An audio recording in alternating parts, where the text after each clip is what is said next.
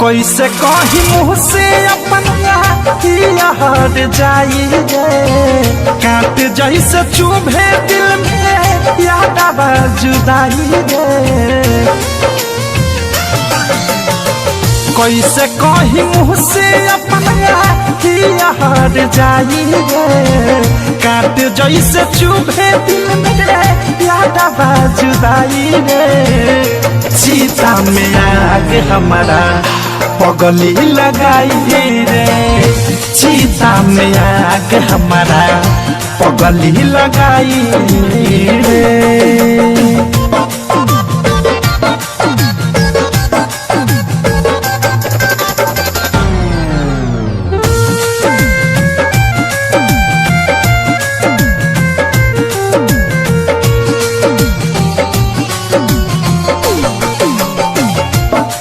दिल जमाना बादी वाला के न सुनाता, यही से मन हमार मोटावे के चुनाता।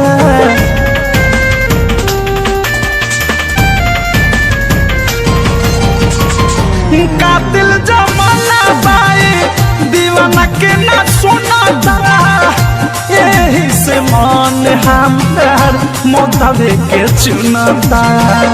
पागल प्रेमी बानी हो,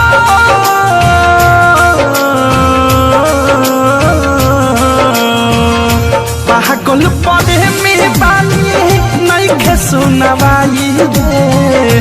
कहिया ले घूमे घूमे सुबह बहाई रे, सीता में आग हमारा पगली लगाई रे, सीता में आग हमारा पगली लगाई रे।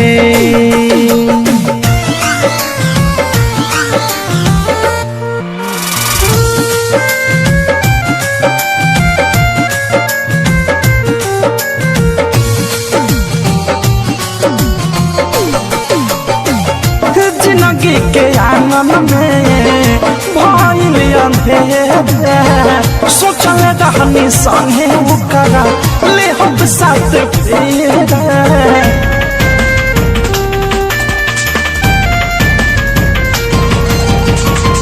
जिंदगी के आंगन में भइल अंधेरा, सोचल रहनी संगे ओकरा ले हम साथ फेरा।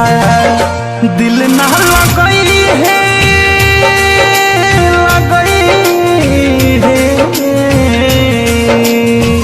कहले मन मोही संगे हमसे अधिक भाई रे।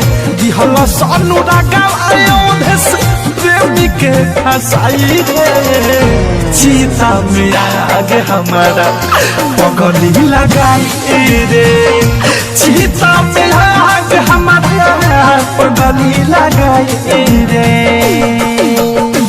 कैसे कही मुँह से अपना यार जाई रे, कांट जैसे चुभे दिल में याद आवा जुदाई रे। सीता में आग हमारा पगली लगाई रे, सीता में आग हमारा पगली